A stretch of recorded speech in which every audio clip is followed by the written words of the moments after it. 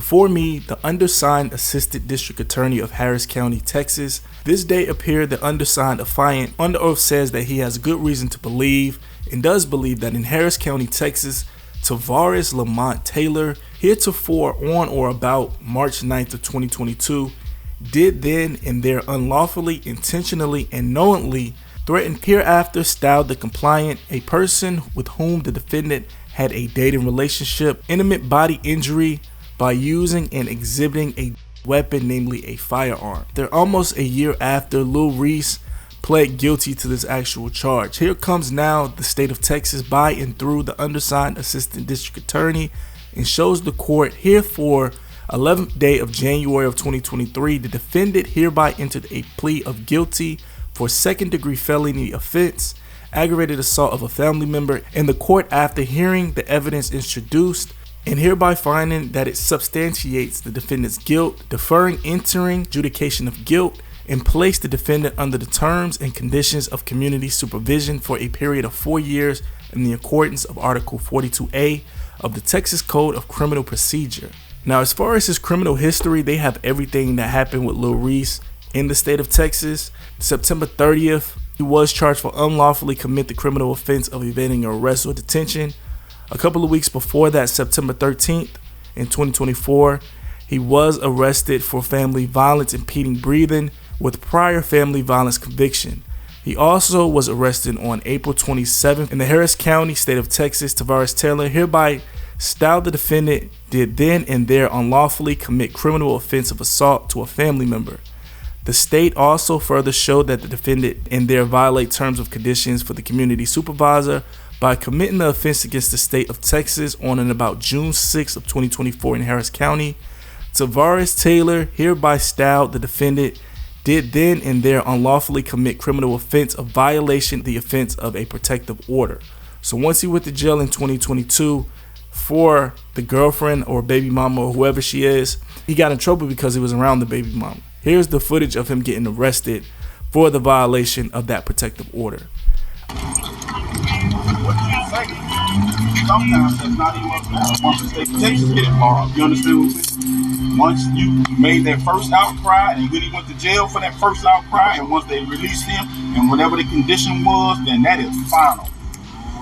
But what happened on the phone? Okay, so like I was trying to thank you earlier, the bond condition and the protective order are different. We're gonna take it from there. Take care. Protective order conditions are different. They're completely different. The judge can say, okay, like he can come over here on a bond condition, but the protective order is what takes me, right? So what did the protective order say that's giving you cause to lock him up right now? So the protective order does not allow him to be within 200 feet of this house for 61 days. That's what we just got removed, is what I'm explaining to you on Tuesday. I just got off the phone with the district attorney. They're the ones that I asked him, do he want his phone? And if he want it, if he don't want it, allow him to get the telephone number that he need out of it. If he do want it, give it to him. Thank you, sir. They removed the address from the protective order because we had a no contact custody agreement at first. Protective order. We're allowed to have custody, and it also removed the address. Gotcha. They took it. He had a GPS monitoring band on. He doesn't have the band on no more. I understand, ma'am. So I'm not understanding how you have cause to lock him up. And I'm telling you, he didn't hit me. I didn't say he harassed me or threatened me. All I said was I was trying to leave my house. That's all I told y'all. The district attorney said the protective order is active. Okay. Getting contact with your lawyer, that's up to them. But he's within 200 feet of this house. That's what the district attorney took the charge for. I don't see how that's not the same as the paper that they just made him sign showing you that the address was removed. That's what we went down. That's what I went down there for, to remove their protective order. That's why I went there. This was on Tuesday.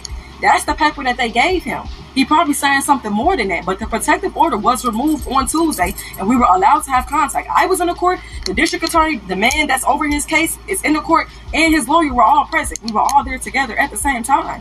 I get you. So it's no protective order. It's removed. I understand where you're going with it, but the fact is it's still there. I don't see how you saying it's still there, and I'm literally telling you. Come out here. You had a protective order. Man. Okay? So stay over there until I find out. It's good. It's good. You don't have to do. Why is he putting me in the cuffs? We gotta detain you, man. Like you don't want to cooperate. You don't have to put me in cuffs though, bro. Oh yeah, we do. See, anytime somebody don't want to cooperate and they want to go, but listen. You black man. I understand that. I'm put you over here in this car, let you cool off. I'm good. I'm sitting there. Yeah. I know you're good. Johnson, look. Johnson. Johnson, talk to me, Johnson, please. Yeah, we're gonna talk. Let's get in the car, man. It's hot out here. Johnson, that's what I'm saying. Talk to me, Johnson. You ain't gotta put me in the car, Johnson. Yeah, we gotta put you in the car because it's hot. Look, Johnson, man. I got you. Just talk to me, man. We all gonna talk to you, my man. So this guy was talking to you when I walked up. Yeah, it's good. I mean, put me in the car. I know, but I know that. I know that. Look how you doing me, man. I'm gonna touch you down. Look how you doing me, Johnson. What is this? That's my journey, Johnson. I don't even do nothing. You live here, my man? Yeah, that's why I stay here, man. All right, let's have a seat, man. Cause like I say, reason why. Listen. Let's have a seat. Crank that AC up on you. Let that man do his job, man. Let that man do his job, though, man. See, I gotta let you in on a secret, my brother. See, when we come out here and everybody's peaceful, quiet, and cooperating, we don't have to do all this. You follow me? See, I caught the tail end of it. So take it from my perspective, though. I just pulled up. You saw that. And I can see you two going back and forth. Man. Look at me like I'm your son. I'm treating you like you're my son. I'm gonna tell my son, I'm gonna give my son the same advice. You understand what I'm saying? So all you doing is just calming yourself down. Let me go talk to him and see what y'all was going back and forth about. Look, Johnson, he came here before. He locked me up. I got locked up. Oh, he know you? He know me. That's Okay. why he was doing that, Johnson. Okay. He thought I had a protector order. He said, Okay. come here, you violate your protection order. Whole time, Johnson, I never violated. You can feel that air? Yeah, I can feel it, Johnson. Whole time, I never violated it. Also, that same year, he was caught for using, possession, and consuming an illegal drug. The defendant did use, possess, and consume illegal drugs. Specifically, the defendant tested positive and confirmed on the following dates when he was drug tested: on 4/9/2024, MDMA. Also the year before, 11/28/2023, MDA and MDMA. The state would further show the defendant did then and there violate the terms and conditions of community supervisor by failing to report to the community service. And lastly, he was in trouble for failing to report to the community supervisor officer. As of October of 2024, Lil Reese is in jail. He will not get out until the year of 2026. The maximum sentencing date will be 2029, February 26. He is currently at the Garza West in Texas. So if you guys want to send him any letters or any support, you can find him that way. Here's his information. Let's talk about this in the comments below. How do you feel about Lil Reese having to do 5 years for something that seems like a family issue? Of course, it's not good to put your hands on anyone, but do you think 5 years is a little bit too harsh, or do you think they kept giving him chance after chance, even failing his drug test, even violating the actual restraining order? They're not playing in Texas. It's not Illinois.